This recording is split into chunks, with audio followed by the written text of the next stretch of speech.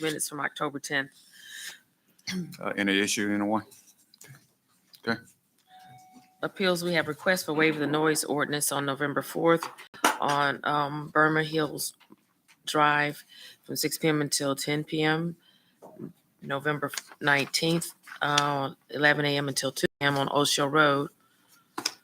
And October 28th on Calderwood Drive from 7 p.m. until 10 p.m. Reynolds? Daves? Yes. Okay. Public hearings. Today is a public hearing to rezone property located at 258 North Hamilton Street and 263 North Franklin Street from T4 and T5.1 to T4.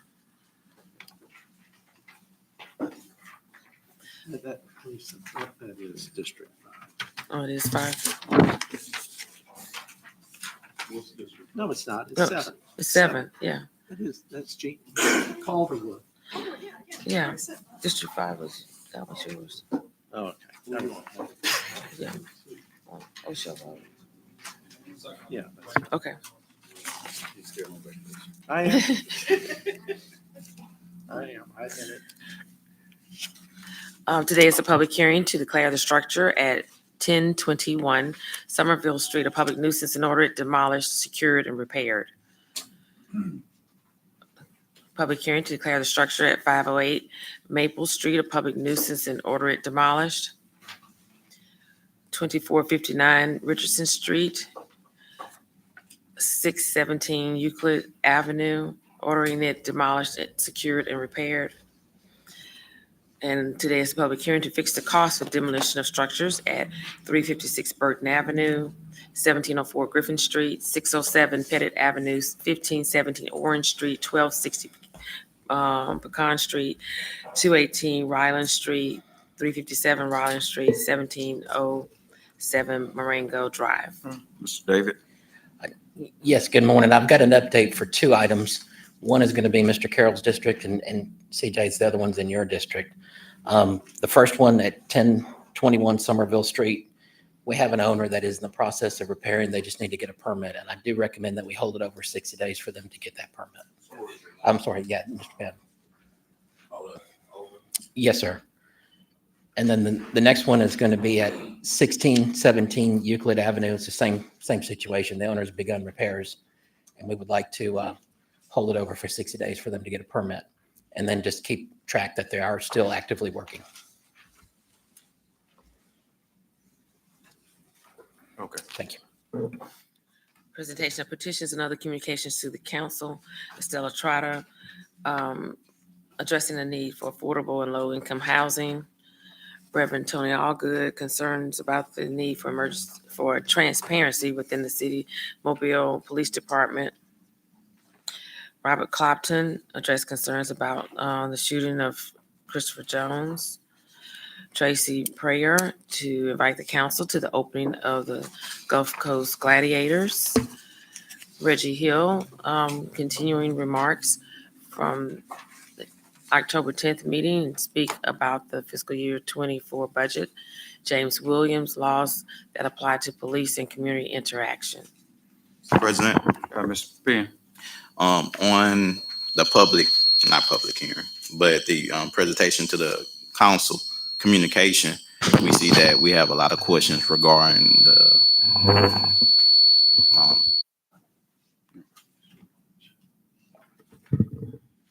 all right, thank you. We see a lot of questions regarding MPD. We have noticed, of course, we have seen the video. It's all on the news. Or we here to, I know it was stated that it's under investigation, but with any, will we be able to answer any questions from? You're talking about video from Yes. yesterday. The preliminary, the officer was on administrative leave pending the investigation. The investigation is being conducted by OPR.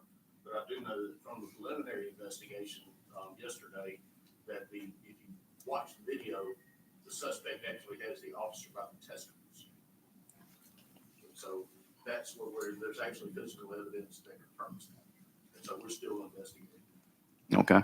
And of course, I'm not a expert in this matter. And of course, and I'm not a judge as well, and I'm not a jury to make any decisions, but my only concern is about the situations that in the past, and I'm not a police officer, so I know I haven't been in situations that police officers had to deal with, and I commend them for their service, but I have been in situations where I had to restrain people in my prior experiences, and I noticed that it's certain procedures that we have to follow. I guess the question would that be a procedure that if you're being held in that type of way, that's the procedure that you follow? Is there any procedures that the MPD have when in training, if a situation like that occur, what happens after that? Because I have been in trainings where if someone is grabbing my hair or grabbing me in a certain area, it's certain trainings that I'm supposed to implement. So I wonder, is there any trainings for those situations? So I guess your question really is, can an officer strike with his fists, closed fists? Is that what you're asking? That's correct. Yes, sir. Given the circumstances, absolutely. It's called a hard hands is what it's called. It's a less lethal, but it's, you gotta realize that officers can also use batons to strike people if they have to. And so when you're held in that kind of position, in that kind of pain, I mean, yes, it would be an authorized use of force. So, you said it is under investigation. It is. Okay. But I'm just telling you what the preliminary, you're asking me what the Yeah. preliminary, what we can say at this point. I can say that is the officer's testimony. It was reported the day of the incident, and so it was already documented. We're following up, and the officer is now to see a urologist as well. Okay. All right. Thank you. Ordinance is held over 02047. Ordinance to provide for the reapportionment of the 7 council districts for the city of Mobile. Mr. President, Mr. Carroll. I just got this map this morning. It was said that it was going to be here last week, Friday, Thursday. I came in, it wasn't there. I haven't even had a chance to still digest the boundaries on this or even send it out to the change in my district. So I'm going to ask that we lay this over.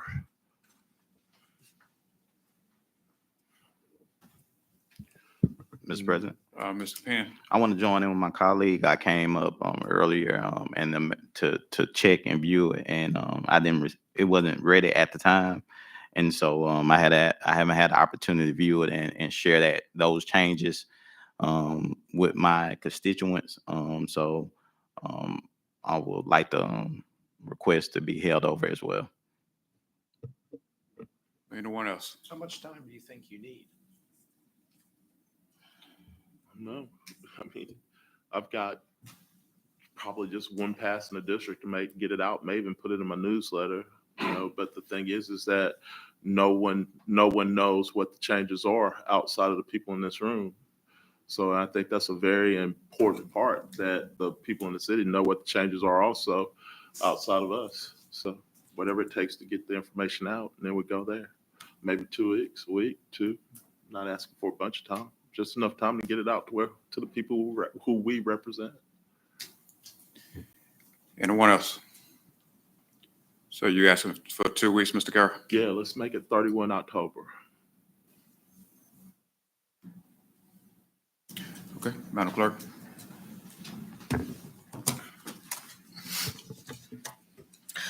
Ordinance 64048, consider approval of conditional use permit to allow a home-based daycare in an R1 property located at 611 Shannon Street. Mr. President. Mr. Days. I've spent a lot of time studying this matter, and I appreciate the council allowing this to come up for a vote today. I will be opposing it, opposing the conditional use permit. Could you give us a little history, of it and why? Sure. This was before the planning commission and was approved by the planning commission. This is a residential street. Yeah, this is a residential street.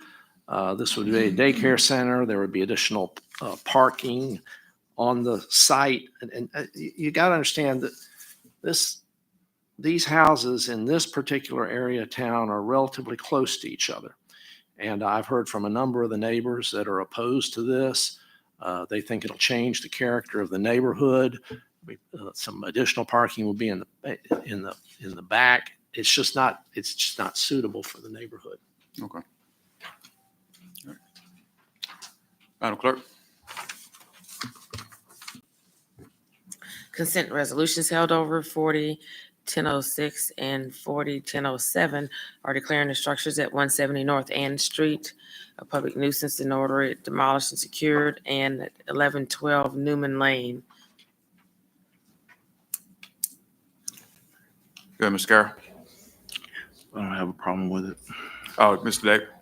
I was just going to provide an update, but Mr. Carroll's already responded. Okay. That we would like to move forward with both these applications. It's unfortunate, but,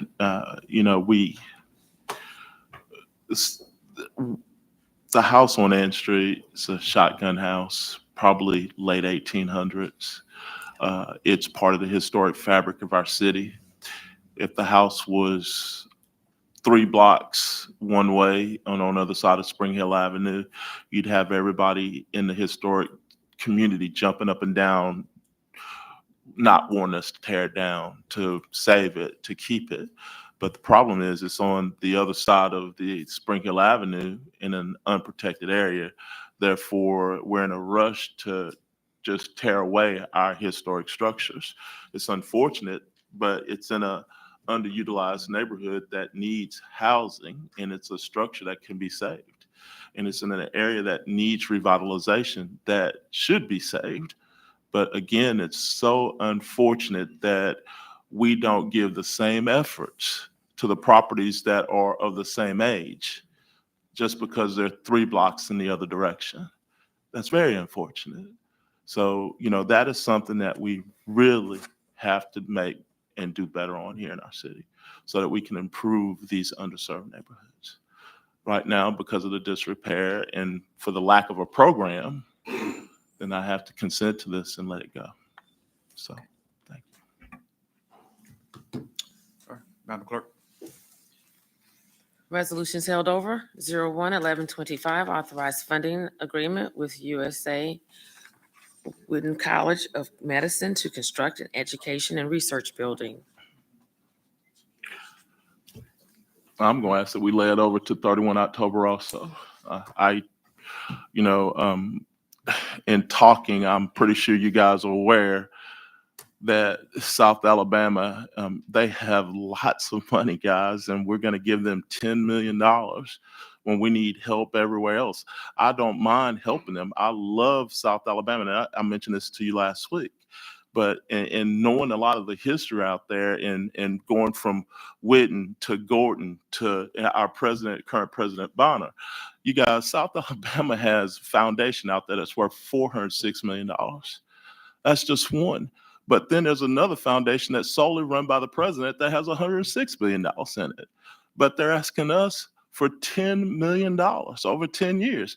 Their 2 foundations alone have more money in them than the city budget does in almost 2 years. I don't get this. I just don't. They have money. I love helping these guys, but I want to see us help the people in this city too at a grassroots level. It's whatever the council decides. I'm willing to support anything, but it's whatever this council decides. Mr. President. Mr. Dave, then Mr. Reynolds. Mr. President,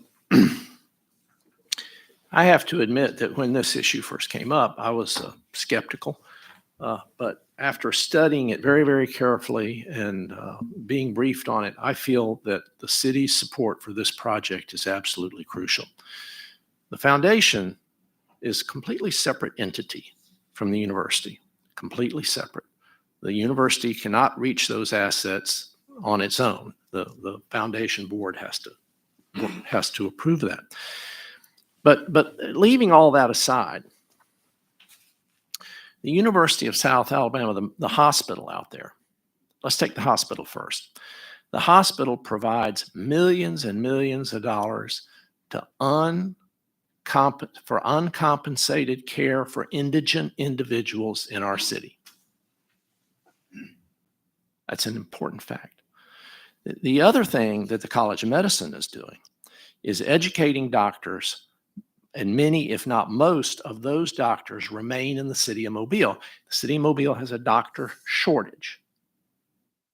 Now, when we look at what the University of Alabama in Birmingham has done for the city of Birmingham in terms of providing care, putting that city on the map, not only within the state of Alabama, but around the country and around the world, we need to do everything we can to support the University of Alabama and the College of Medicine and the hospital that they operate. Everything we can do. Now, if something's going to change between now and 2 weeks from now, then that might be a reason to hold it over. But if a person's going to vote no 2 weeks from now and vote no today, I don't see any reason to hold it over. Mr. President, Ms. Kara, Mr. Reynolds, then. yeah, Mr. just Kara. want- Hold on, Ms. Kara, Mr. Reynolds. I just wanted to highlight some of the similar facts that Mr. Daves did. And just since this was introduced last week, with a little simple math, we can assume that the University of South Alabama has provided an additional $1.9 million of unreimbursed care. So just since this was introduced last week, they've provided unreimbursed care to the citizens of Mobile totaling $1.9 million. And they're asking for $1 million over the course of 10 years from the city of Mobile. And I think they've got a shortfall on this particular project. They're looking for some, capital funds. And I think it's safe to assume if some brand new hospital wanted to come to the city of Mobile, or medical school or some big industry came to the city of Mobile, they'd likely be asking for this much or much more. And we've already got a partner here, well established within the city of Mobile, has shown and proven their commitment to working with the city and the citizens of Mobile.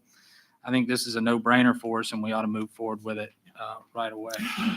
Mr. President, Mr. Kara. in light of the changes that were submitted to LANA this morning that I haven't had a chance to see yet, and I know that there were changes submitted this morning that I have not read or anything or even know about them, I'm going to ask that we lay this over 1 week. Or even 2 weeks, or even to that point, I'll withhold consent because with the changes, the structure's been changed in itself. Mr. Woods. Thank you, Mr. President. We've done a really good job. Previously, Mobile's done a really good job of kicking the can down the road. That we've had this on the agenda. We've been talking about this. I don't see holding it up. I think we need to vote. I think we need to vote now. Let's quit kicking the can down the road. We know, I'm pretty sure what your vote's going to be in 2 weeks, so let's vote today. Again, in light of the changes submitted this morning that I have not seen yet, being that, and that would actually make it somewhat a first read, then I think that I have the right to withhold consent on this. Yeah, as a matter of fact, the changes haven't even been approved by the council or read by this council, I don't even think you guys have seen them. So this is what I called a rubber stamp and blind pass based on something that none of us have read. Mr. President, Mr. Reynolds. we've got some very distinguished guests here today, and President Bonner's here. President Bonner, do you mind sharing a little bit about this project with us? If that's okay, Mr. President. Good morning, everyone. Thank you. And thank you for this discussion and for the consideration that the city is giving to investing in your College of Medicine.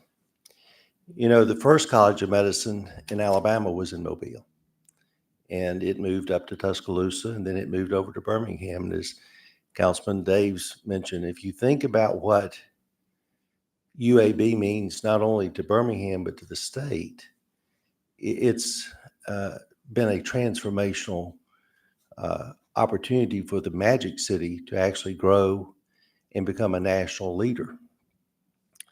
50 years ago, the leaders of Mobile went against the grain, fought the political battles in Montgomery. There was not a lot of goodwill or strong support to have a second medical school in Mobile. But the leaders of Mobile at that time and our legislative leaders went against the grain and helped bring a second medical school. back to Mobile. And we're very proud, as other council members have mentioned, about what we do to give back to this city that is our home. $100 million in uncompensated care to indigent citizens is no small thing. It's money that we could be spending in other areas, but it's the right thing to do because we're a public university supported by the taxpayers and serving the people of not only Mobile, but the entire Gulf Coast. As having the only level 1 trauma center and a nationally recognized stroke and burn center. The medical school is different, and I will admit that. I know Councilman Carroll and all of you are concerned about affordable housing. But the fact is that not only do we share that goal, but we want to make sure that people who have affordable housing also have a good quality of life, go to good schools, and have access to affordable health care. A member of the council mentioned the shortage of doctors. It's a national shortage. We're very proud of the fact that 90% of our graduates stay in this area. And just to be clear, and it was noted by the council, we do not control the foundation. We welcome the foundation's donation of $30 million. We welcome the investment of the federal government of $60 million and the investment by the state of $50 million in Mobile. I think this council has a long and proud history of welcoming federal investment and state investment. So we are grateful that this discussion is taking place. This medical school will allow us to go from 80 students to 100. And again, when you factor in that the vast majority of these graduates will stay in this area and practice medicine, serving people in all these communities here in Mobile County, Baldwin County, South Alabama, the coast of Mississippi. We're very proud of that service and we stand by it. So I'm happy to answer any questions, and I do appreciate on behalf of the university. We are your university. You know, I say this all the time. We don't ask people to choose between Auburn and Alabama or A&M and Alabama State. We're the University of South Alabama. We're your university, and we're proud of what we're doing, and we appreciate the support that the city is giving. And my only regret is that I didn't wear a purple tie today. Did not get that memo. Mr. President. Mr. Carroll. Again, your foundation, I'm pretty sure you can ask your foundation the same way you're asking this council to grant some type of financial support that requires a vote, just like this council does for the help of the build of the medical college. That foundation has more money right now at hand than the city of Mobile's entire budget for 1 year. So why aren't we concentrating on the foundation asking you and asking the foundation for that considerable help? The second thing is that we're setting a precedent here of helping a medical college and a hospital. We've got 2 hospitals here. Used to be 3, but we got 2. What's now to stop and say if we give $10 million to one, where the other one is not going to say that we're just as big as economic driver in this city as they are? That's opening the door now for Pandora's box number 2. So we start there and then we start here, and it's going to keep going. And again, if I remember right, there are 2 foundations at South Alabama. One that was controlled, and this is going back to Jerry and Gordon Moulton. One that was started under Whidden, but then there's a second that was controlled by the president. Is that not right? Councilman, I don't control a foundation. The University of South Alabama Foundation, Both foundations? if I may, the University of South Alabama Foundation split from the university many decades ago. Generally speaking, they donate about $10 million a year. This year, they actually made a donation of $30 million, which is the largest single investment that they've made for the College of Medicine. And we're grateful for that. And quite frankly, they made that because they saw that the state had invested money in this, as had the federal government. And we're raising private dollars. I would like to correct you on one thing with all due respect. We didn't come to the city council to ask for one penny when we bought Providence Hospital. We borrowed $85 million. We didn't have the money sitting in the bank. We borrowed $85 million because Providence, their parent company, came to us last year and said they were getting out of the Mobile market. Ascension said we were leaving Mobile. And because of a shared alliance and shared mission, they gave us the first right of opportunity to buy it. I can take you or direct you to cities where there are empty hospital buildings. When hospitals left, there are some in this region. I can also show you that those 1,800 jobs that we kept, think about this. We onboarded we invited everyone from Providence to come be a part of the USA Health family. All but 10 chose us. So we have now taken the almost 9,500 jobs that we have and added another 1,800 jobs, keeping those jobs here in Mobile. So we didn't lose a hospital, and we would not ask you to choose us over other hospitals because that probably would not be a fair request. Practice at the University of South Alabama. They practice at the infirmary. They practice at Thomas Hospital. They practice at Spring Hill. So we didn't lose a hospital thanks to the leadership of the University of South Alabama. Our board saw an opportunity to expand healthcare in a city that's expanding. And we're proud of that. And quite frankly, the medical school is different. And it is an investment in not only growing healthcare, quality healthcare that's going to stay in this area and serve all the people, but it's also an investment in research. Our researchers are doing work. You've got members of the council who've actually benefited from USA Health. But that research, whether it's at the Mitchell Cancer Institute or whether it's in the wing that's going to be part of the new medical school, hopefully will help find some of the cures to some of the very diseases that your constituents face every day.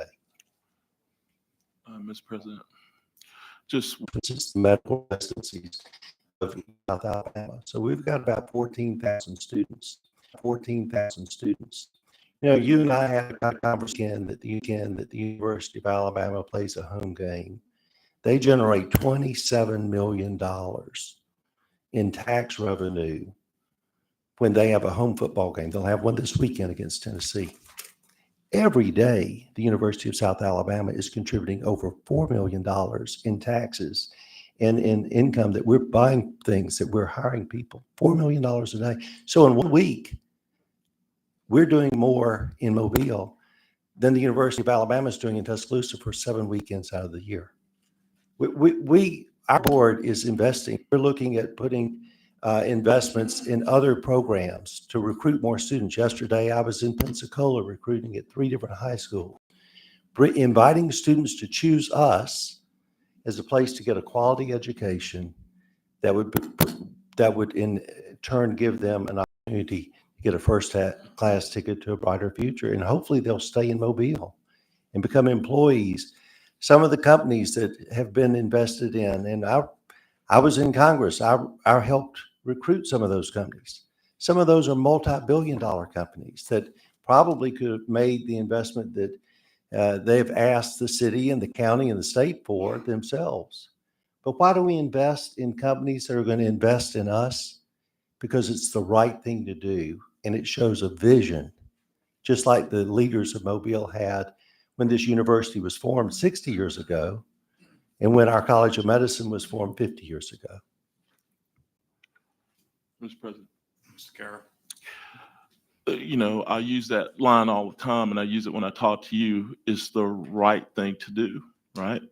There's so many things in this city that are easy and are the right things to do. But so many times we have pushback against doing the right thing based on ideology and belief. You know, I've said this last week. There's no doubt that South Alabama does a lot of good things. but there also is no doubt that the university has lots of funding, you know, and to come to an entity that has less funding than you do. You just made the statement about all the revenue that you're generating and you're giving back. But in order to give back that amount of revenue, you have to be generating 3 times that amount in order to give it back so that you maintain a positive line. I mean, it's just simple business. So it's great that you're giving all of that back, but it only alludes to the fact that you're making just as much. You know, I love helping South Alabama. You know, I enjoy it. I have a daughter in school out there. So, you know, I know, I mean, I know how it's moving, but, you know, I think that right now, I mean, $10 million means a lot to me when it comes to helping some underserved people that are at the grassroots level that aren't making that money that those doctors are making, that don't have that education that those doctors have, that don't live in those houses. Those people that are indigent that you're serving deserve a place to live that's affordable. Those people that are out there living deserve somewhere to be in a neighborhood that's clean. Those people out there deserve the same infrastructure that those people everywhere else have.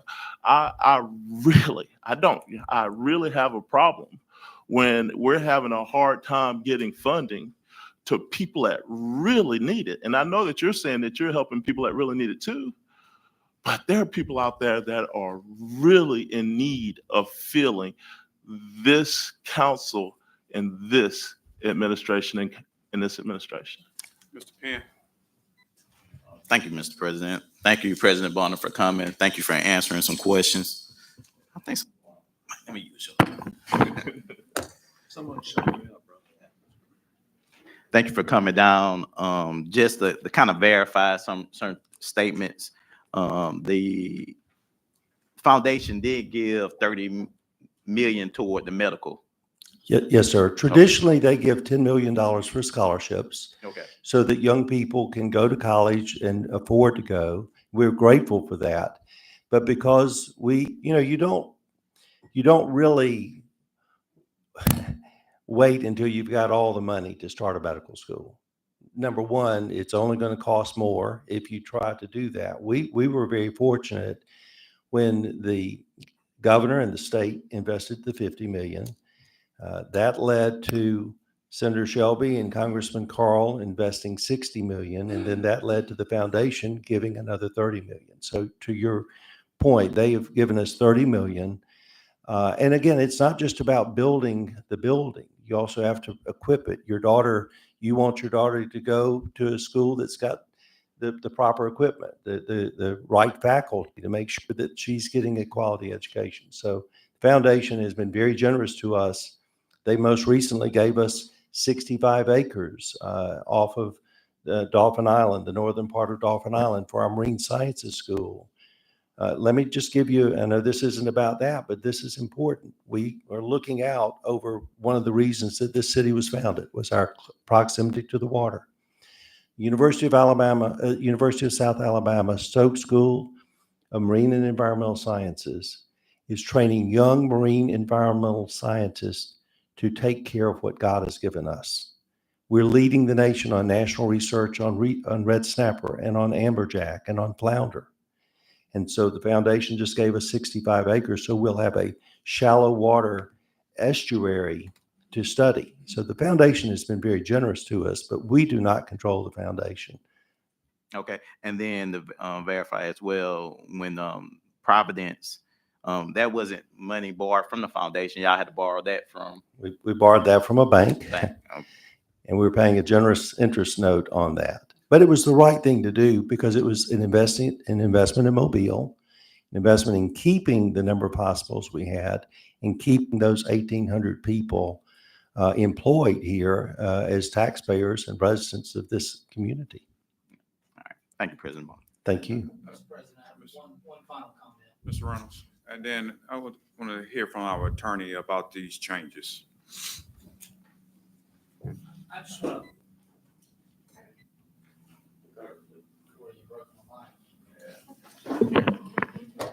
All right. I think it's working.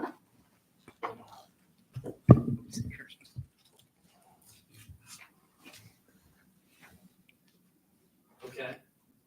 All right, I'll speak without the mic. No, we need the mic for the- All right, it works now. I just want to point out, as I'm just sitting here reviewing our budget, that we budgeted for fiscal year 2024, $8 million in economic incentive. And it's my understanding that this was part of that $8 million that we had budgeted. Is that correct? That's correct. So this should not come as a surprise to anyone that now here we are, at time of approval. We've set aside the money not only for economic incentive for this particular project, but we've also set aside a substantial amount of money to address these other issues that have been raised. And we can do both simultaneously. And I don't think one should take away from the other. And I think the way the budget has been structured, we're financially sound to address both of them. So I don't see the big deal with moving forward with this. Mr. President, before the attorney addresses the changes, could I make one other point? It goes to a question that one of your colleagues had.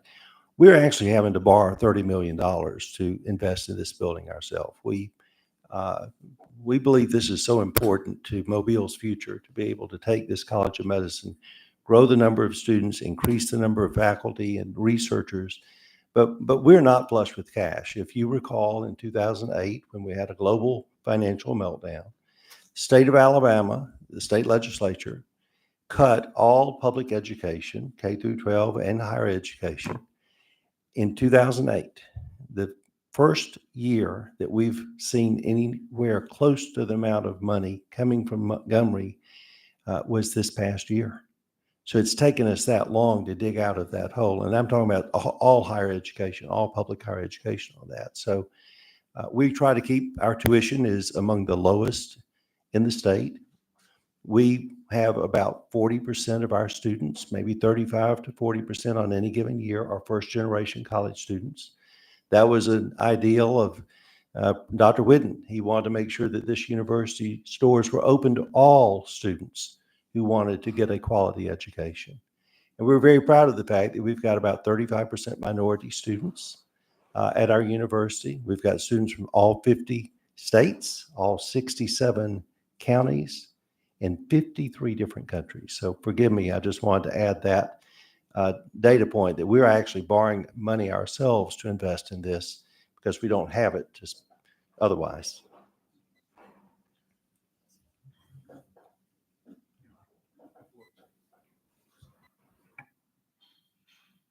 I think Ricardo is going to address this because I only got the changes this morning. I talked to the clerk's office about it. My understanding is there are no substantive changes, but I think Ricardo, if you can address this.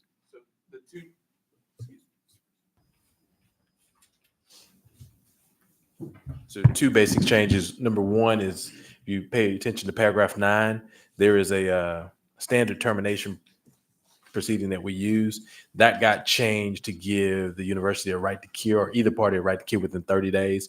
That's not a standard clause.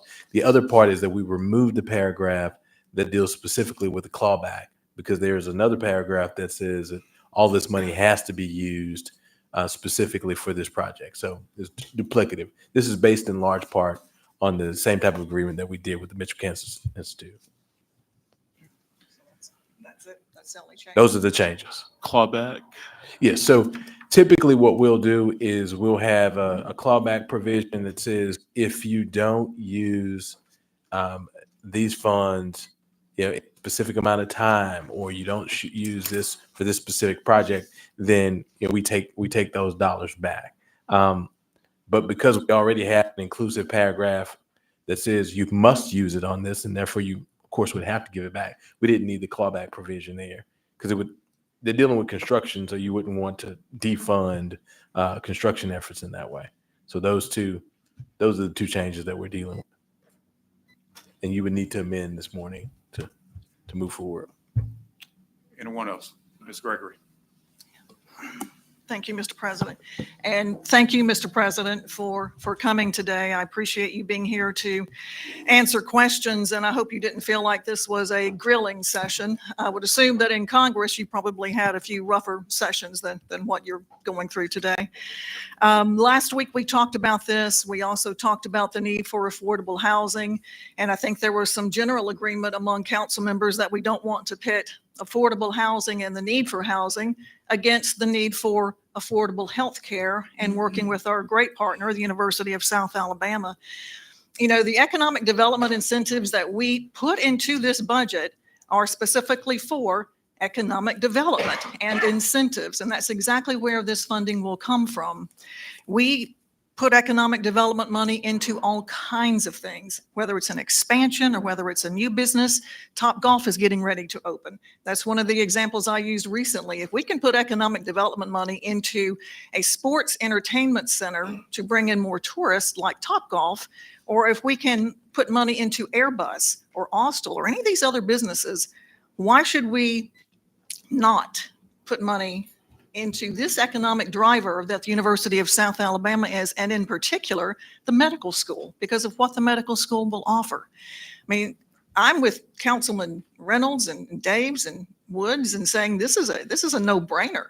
It's something that we ought to do, and I am fully in support of this. So thank you for coming and for providing all of the information. Thank you very much. I would like to point out, when the state invested the $50 million in the medical school, this was the first time in the, at that time, 58-year history of the university that we got the same penny for penny investment that Auburn and Alabama get. And when you think about the fact that the University of Alabama will soon be celebrating its 200th birthday, it was founded in 1831. Auburn was founded in the 1850s. It took the University of Alabama 141 years to grow to our size and have our impact in this city. 141 years. It took Auburn University 101 years as a land-grant university to have the same size and impact of our faculty, our researchers. And this coming May, we will have our 100,000 mark in terms of people who've graduated and earned a degree here. Just a few days ago, I was in Dallas, Texas, recruiting students and donors, and I met a member of our first graduating class from the College of Medicine. He still practices medicine. He and his wife own a home here in Mobile. Their daughter lives in Mobile because Mobile is home. And when I asked him what his education at the University of South Alabama had meant to him, he said, well, not only did it give me an opportunity to go earn a good living, Councilman Carroll's right, many doctors earn good livings. That's not what this is about. He said, I've had the privilege of helping to save thousands upon thousands of lives. That's what our nursing school does. We've got the largest nursing school in the state. That's what our allied health college does. That's what our medical school does. It's investing in the quality of life and the actual lives of the people that live in this area and call it home. Anyone else? Yeah. Thank you for coming. As always, the conversations are always spirited. Maybe we can talk more on the sidelines of the basketball game than we can in here about real issues in our city. I am extremely passionate about neighborhood revitalizations, because when those neighborhoods are strong, those people that you're serving don't come to see you as much. When their houses aren't cold, when their roofs aren't leaking, when they have adequate quality of life where they're living, they're not getting sick as much as they do. They're not on the street. You know, that's very important. It all works together. It all does. And if we can't take care of these issues and the opportunity to have affordable housing in this city and the opportunity to have quality jobs in our city, all that works hand in hand. But we cannot do one and not do for the other. And we can't sit there and say that we don't have it, it doesn't work, or we're doubling our services. We can't do that, because if we can't do for the least of the people in this city what we do for these economic engines in our city, then I think we have a problem. I really do. Well, don't wait until basketball season. We're going to be on national TV tonight. Our university is proud to wear Mobile all over our uniforms and all over our brand because we are Mobile's university, and would invite you to come out and cheer us on against Southern Mississippi. I wish I could. Nick asked me earlier, but I'm speaking at Bethel AME tonight at 6, I think. So I can't make it. Well, remind them they've got the best health care at the University of South I- Alabama. Thank you, Councilman. Thank you so much, President. Mr. Parker. Just a point of clarity, and I think conversation about affordable housing and economic development is getting intertwined, and it's given somewhat of an impression that we're taking money from affordable housing and putting it into economic development, and that's not the case in this. There's actually, by council approval, Treasury money, tens of millions of dollars set aside for affordable housing. Our challenge isn't funding, it's acquiring real estate and getting developers to put the affordable housing in the city of Mobile. So, and there's tens of millions of dollars from ADECA that's coming in next year, which we're in the planning phases to address affordable housing. To go to Ms. Gregory's point and to Ben Reynolds' point, the money that we're talking about for economic development is already in the budget for economic development, which was approved by the council last month. And so we ask that you move forward with this agreement. And that's the position of the administration. I just want to make sure the public understands we're not removing any money from affordable housing or neighborhood revitalization. That money is there. The challenge is not funding. Ms. Chief of Staff, Mr. President, I'm sorry. The challenge is to have an engine that's constantly doing it to where it's not hit and miss, where it's every day, to where we're constantly redoing the things that we need to, and not 2 here or 5 there. That is our challenge right now. And we all know that our production levels need to be a whole lot stronger than what they are. And it's not to say that we're not doing a good job, and it's not to try to protect the things that the administration has worked on. I know that we have $26 million. I know that we have $53 million coming for ADECA for multifamily housing. I know that we have $1.8 million in planning money. I know all of that. Every bit of it. And it all falls into a plan that we need an engine to push it, to coordinate it all so that we can move forward. I don't disagree with you. The challenge is not the funding, is my point. The challenge is getting this off the ground. Thank you. Ms. Gregory. Yeah, just one point of clarification. We were talking about the Economic Development Fund that is set aside. You all may remember that we officially set aside that fund and funding money to go into it years ago, and that is part of that extra 1 penny sales tax. That's where that funding comes from. So the economic development was intentionally set up that way. And again, this is an economic development project for the city of Mobile, just as others are. And we are not pitting affordable housing against economic development. Let's just, keep that in mind. And I hope that we will go forward and support this unanimously today. All right. And I would like to join some of my colleagues. Both subject matters is very important. And as I stated last week, we cannot pin USA for affordable house. We have to pin administration. And that's what our job is to pin administration. I'm looking to support the University of South Alabama whenever this comes to the table. Okay. Madam Clerk. 08-11-26, approved purchase orders for fuel for various city departments. 08-11-27, approved purchase order to Chemtech Corp. For fire skid units. 08-11-28, approved purchase order to eBuilder for 1-year project management software subscription. 21-11-29, authorized contract with Osprey Initiative to install and maintain litter collection devices citywide. 21-11-30, authorized contract with Bill Smith Electric for cruise terminal electrical upgrades for a new gangway. 21-11-31, authorized contract with RHD's building for construction for Heroes Plaza.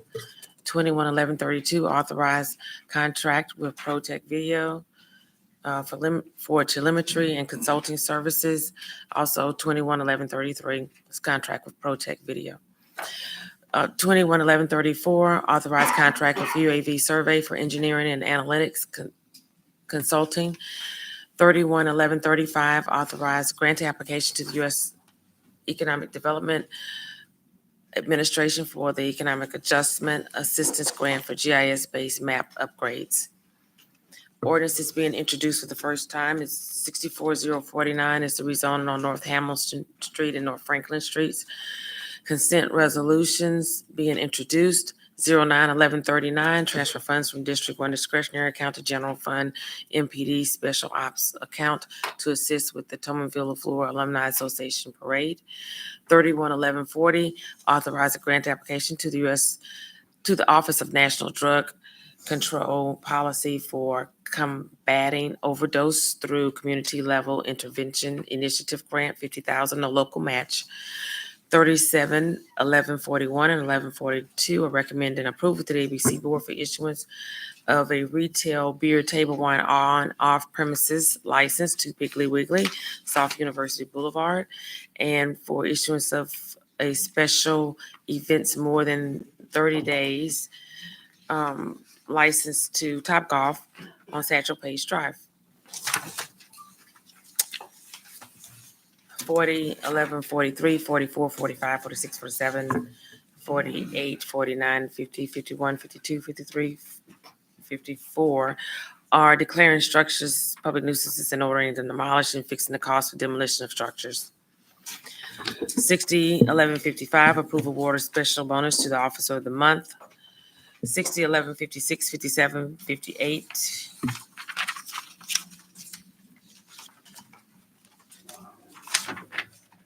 Are determine appropriations to Just for Development Laboratory School, Tomanville LaFleur Alumni Association, and Clotilda Descendants Association several public purpose and approve payment.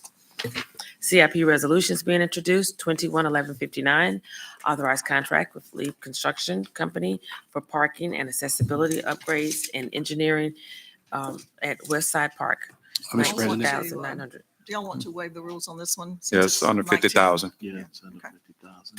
And Mr. President, just a question to the administration. Is this I guess this is the initial, design phase that we're going to undergo. Resolutions being That was a question? Oh, okay. Resolutions being introduced. 011160, authorized amendment to agreement with Goodwin Mills Kaywood for design and construction observation of the MPD mounted unit, $267,455.37. Additional. This is an addition to the original contract? Huh? Yes. Why so much? What happened? Adding, I believe, the covered arena and it's going to provide construction oversight to the project. So they're adding another building to another structure to the development? Yeah, it's been in the design. It was in the original planning, but that's to cover the engineering fees for that as well. Was this previously budgeted? Was what? This new, the second facility? Yeah, there's just an increase in the cost overall for the engineering design. I know, was it in the previous budget? I'll have to go back and look at the details on it and get back to you. So this is, This is in addition to, for additional engineering and construction oversight. I guess what I'm asking, is it in our budget? What, Not budgeted the capital project yet. This will give us what we need to the actual execution of the construction. so this will come out of the capital monies that we have this year for infrastructure or for capital buildings? For that, I think it comes out of that project. I'll go back and get you the exact line it's coming out of. I don't remember seeing that. And this is the, Yeah, that should be that project. I think it's specifically out of that project, out of that CFP project. Which, I'll get you the exacts. Ms. Gregory? this is the sign off Moffett, right? Yes. Yeah. Correct. so this is a second structure separate from the first one, correct? It's in addition to, correct. And the construction oversight, which is a significant portion of it. So that we didn't intend to do this in the original plan is what I'm getting at. It was developed during the program development, et cetera. Yes.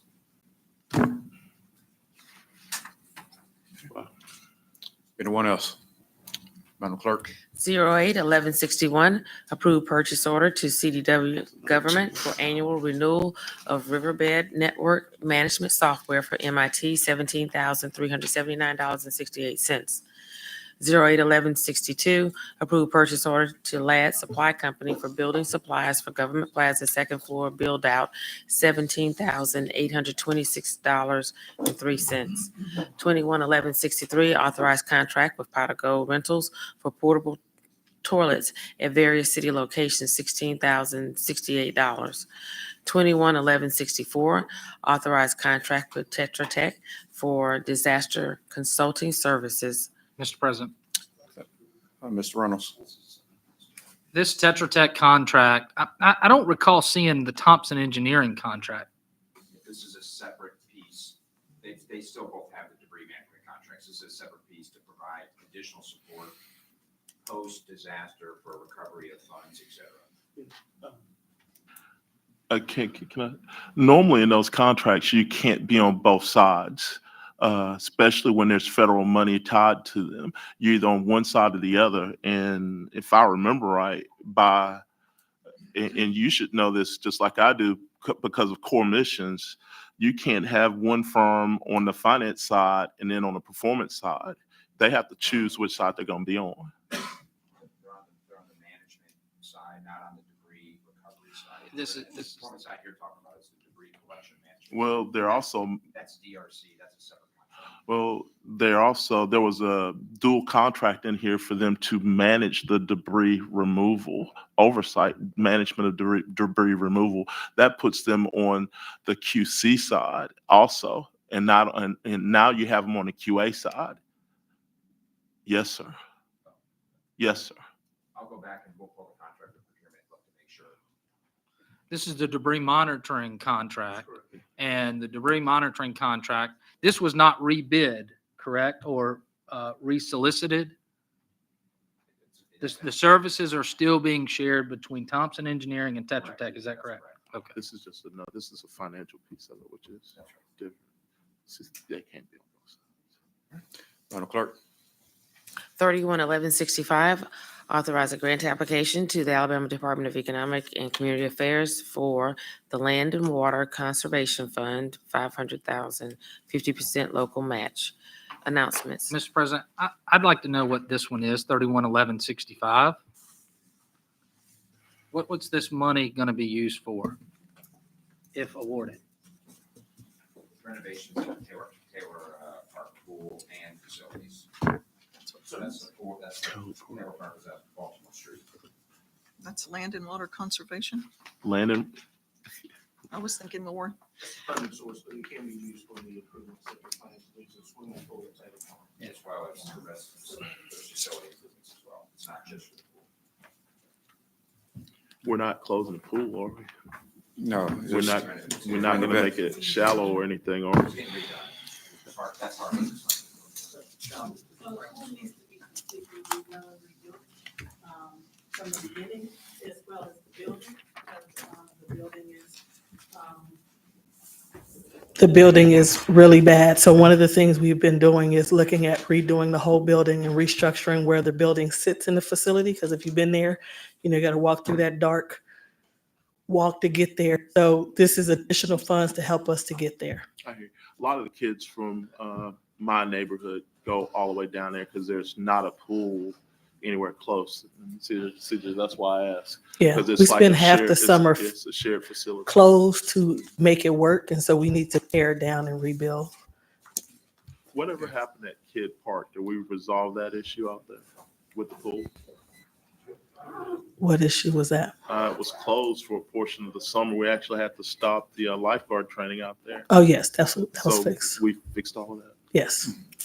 Yeah, I would like to thank the administration for bringing this forth. I've been telling some people about this, and we're having a public meeting on the 30th at Taylor Park, dealing with the plans. And again, this is going to help to revitalize that area along with that community. Okay. Yep. Anything else from this council? Anything from the administration? Okay. We'll see each other at 10:30. Reynolds? No. Yes, sir. Who is y'all two? Hey, we still have to, you're gonna meet with our CIP crew. to get It's next week.